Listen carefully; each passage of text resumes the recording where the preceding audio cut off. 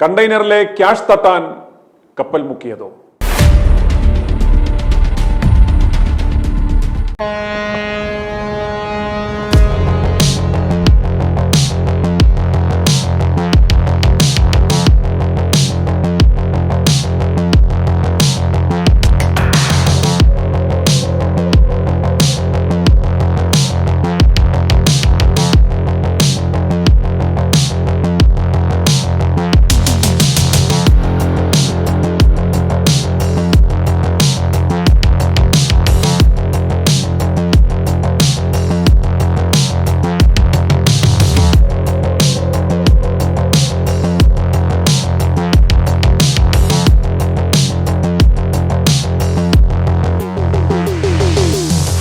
പുറംകടലിൽ മുങ്ങിയ MSC എൽസാ-3 എന്ന feeder കപ്പൽ എങ്ങനെ മുങ്ങിയെന്നും മുങ്ങിയ ആ കപ്പലിലെ 643 കണ്ടെയ്നറുകളിൽ എന്തായിരുന്നു എന്നുമുള്ള ദുരൂഹത ഇപ്പോഴും ഉത്തരമില്ലാതെ തുടരുകയാണ്. മെയ് 24-ന് അപകടം നടന്നിട്ട് 12 ദിവസങ്ങൾക്ക് ശേഷം ഇന്ന് മാധ്യമങ്ങൾക്ക് കിട്ടത്തക്ക വിധത്തിൽ കണ്ടെയ്നറിൽ എന്തൊക്കെയുണ്ടായിരുന്നു എന്ന ഒരു ലിസ്റ്റ് അനൗദ്യോഗികമായി പുറത്തുവിട്ടിട്ടുണ്ട്.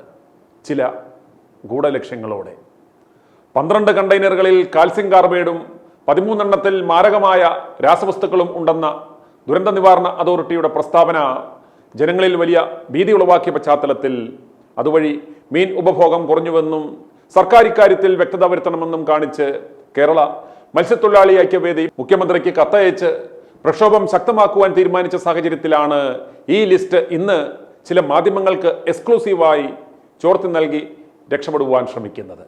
വിഴിഞ്ഞം പോർട്ടിന്റെ PRO മുൻപ് ആ മാധ്യമത്തിലെ ലേഖകനായിരുന്നു. പിന്നീട് ഞങ്ങൾക്കും ആ ലിസ്റ്റ് ലഭിക്കുകയുണ്ടായി. ആ ലിസ്റ്റുകൾ മാധ്യമങ്ങൾ പുറത്തുവിടുമ്പോൾ ജനങ്ങളുടെയും മാധ്യമങ്ങളുടെയും സംശയം മാറും. പിന്നീടുള്ള ചോദ്യങ്ങൾ ഉണ്ടാവില്ല.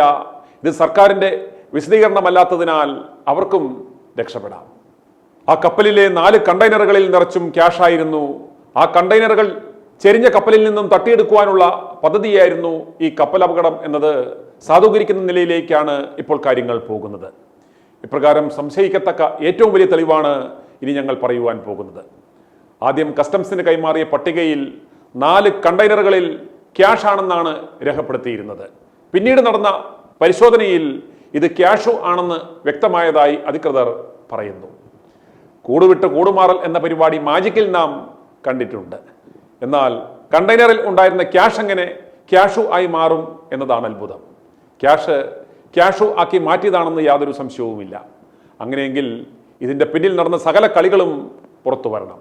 ആർക്കു വേണ്ടിയാണ് ഈ കണ്ടെയ്നറുകളിലായി പണം കടത്തിയത്? ആരാണ് ഈ പണം അയച്ചത്? ഈ വിവരം ചോർന്നത് എങ്ങനെയാണ്? പോർട്ടിൽ കസ്റ്റംസ് എങ്ങനെ ക്ലിയറൻസ് കൊടുത്തു? ആരാണ് ഈ കപ്പൽ മുക്കിയത്? ഈ ക്യാഷ് എവിടെ പോയി? ഇപ്രകാരം എത്ര തവണ ക്യാഷ് കടത്തിയിട്ടുണ്ട്? ആരാണ് ഇതിന് പിന്നിൽ?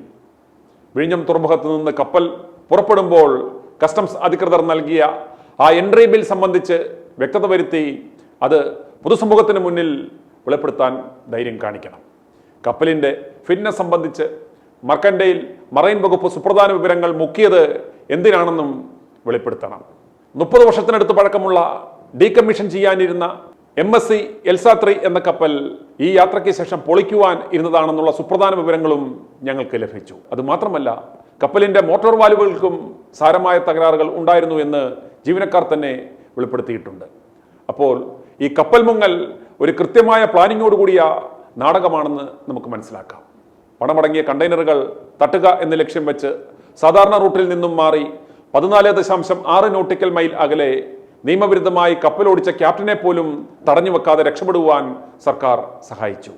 ക്യാപ്റ്റനെയും ജീവനക്കാരെയും കരുതൽ തടങ്കലിൽ വെച്ചിരുന്നു എങ്കിൽ കപ്പൽ അധികൃതർ ഇവിടെ കാല് പിടിച്ച് എത്തിയേനെ. ഇപ്പോൾ സർക്കാർ കപ്പൽ കമ്പനിയുടെ കാല് പിടിച്ച് അങ്ങോട്ട് പോകേണ്ടുന്ന സ്ഥിതിയാണുള്ളത്. മാലിന്യം പോലും അവർ ഇതുവരെ നീക്കിയിട്ടില്ല. കണ്ടെയ്നറുകളിൽ ഉണ്ടായിരുന്ന പണം സുരക്ഷിതമായി മാറ്റുന്നതിനാണ് ജനങ്ങളാരും കണ്ടെയ്നറിന് സമീപത്തേക്ക് പോലും പോകരുത് എന്ന് വിരട്ടിയത് എന്ന് പറഞ്ഞാൽ സർക്കാരിന് എങ്ങനെ നിഷേധിക്കാനാവും? ജനങ്ങളുടെ അവകാശമല്ലേ ആ കപ്പലിൽ എന്തായിരുന്നു, അവ എത്രത്തോളം അപകടകരമായ വസ്തുക്കളാണ് എന്ന് അറിയേണ്ടുന്നത്. 12 ദിവസമായിട്ടും സർക്കാർ ഇത് പുറത്തുവിടുന്നില്ലെങ്കിൽ ഇതിനർത്ഥം ഇതൊന്നും സർക്കാരിന്റെ നിയന്ത്രണ വിധേയമല്ല, പോർട്ട് മുതലാളിയുടെ മാത്രം നിയന്ത്രണത്തിലാണ് ഇപ്പോൾ കാര്യങ്ങൾ നടക്കുന്നത് എന്നതാണ്. പോർട്ട് വന്നതുകൊണ്ട് ജനങ്ങൾക്കുള്ള നേട്ടങ്ങൾ ഇതൊക്കെയാണ്. ആദ്യം കടൽ ശോഷണം സംഭവിച്ചു, തീരം ഇല്ലാതെയായി, കടലാക്രമണം കൂടി. ഇപ്പോൾ ഇപ്രകാരം കണ്ടം ചെയ്യാറായ കപ്പലുകൾ സർവീസ് നടത്തുവാൻ അനുമതി കൊടുത്ത് കപ്പൽ മുങ്ങുന്നു. കോടിക്കണക്കിന് രൂപയുടെ സമുദ്രസമ്പത്ത് നഷ്ടപ്പെടുന്നു. മത്സ്യത്തൊഴിലാളികളടക്കം പട്ടിണിയിലുമാകുന്നു. ഇതൊക്കെ പോട്ടെ, 12 ദിവസം കഴിഞ്ഞിട്ടും ആ കണ്ടെയ്നറുകളിൽ എന്തായിരുന്നു എന്ന് പറയുവാൻ പോലും ഇവർക്ക് സാധിക്കുന്നില്ല. രാജ്യവിരുദ്ധ പ്രവർത്തനങ്ങൾക്കായി ആയുധവും വ്യാജ കറൻസികളും സ്വർണവും രാസവികരണ ശേഷിയുള്ള പദാർത്ഥങ്ങളും ഒക്കെ ഇപ്രകാരം കടത്തുവാൻ വേണ്ടിയാണോ സ്വകാര്യ കുത്തകൾക്ക് സീപോർട്ടും എയർപോർട്ടും തീരെഴുതി കൊടുത്തത് എന്ന് ഞങ്ങൾ അന്ന് ചോദിച്ചപ്പോൾ വികസന വിരോധികൾ എന്ന് പറഞ്ഞ് ഞങ്ങളെ കല്ലെറിഞ്ഞു. അതെല്ലാം പോട്ടെ, കപ്പൽ മുങ്ങി കണ്ടെയ്നറിൽ നിന്നുള്ള മാലിന്യങ്ങൾ ജില്ലയിലെ വിവിധ തീരങ്ങളിൽ അടിഞ്ഞുകൂടിയത് ഇതുവരെ നീക്കം ചെയ്യാത്തത് വലിയ പ്രതിസന്ധിയാണ് ഉണ്ടാക്കിയിരിക്കുന്നത്.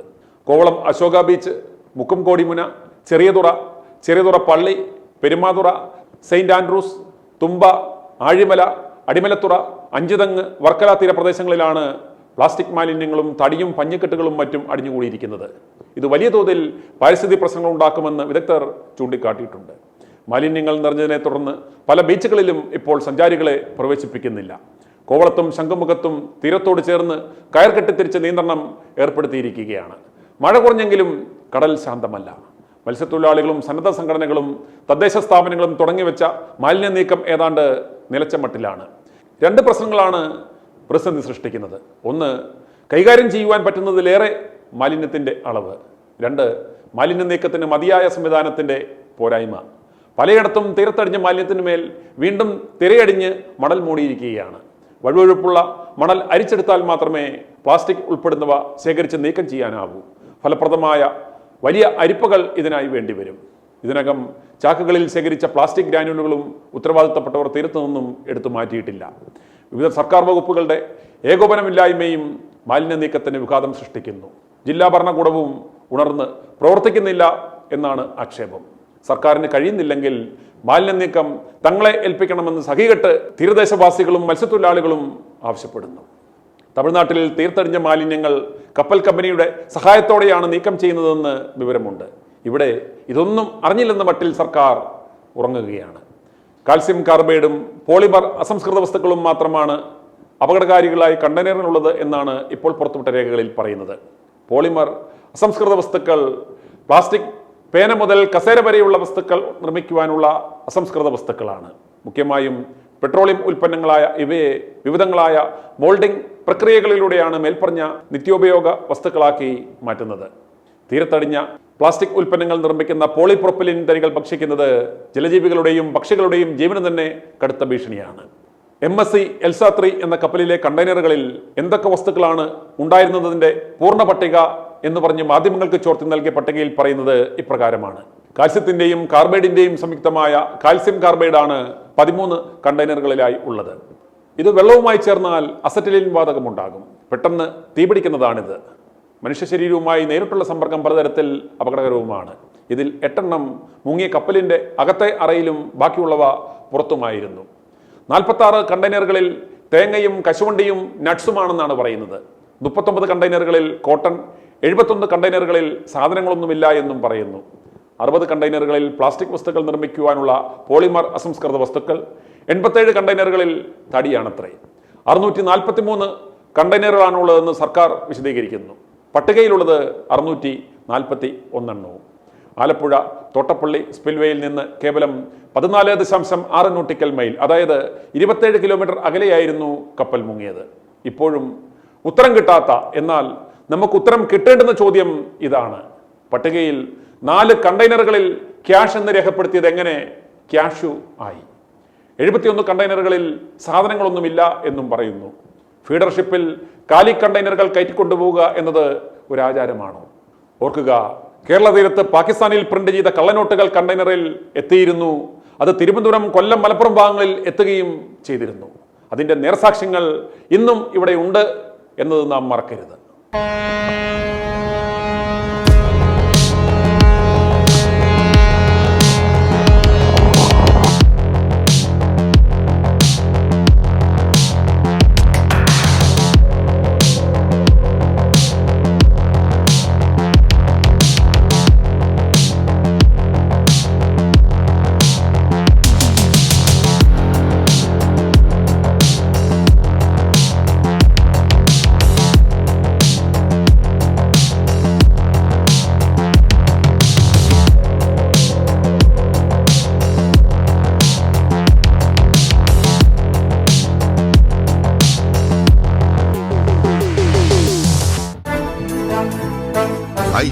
News, an eye for truth.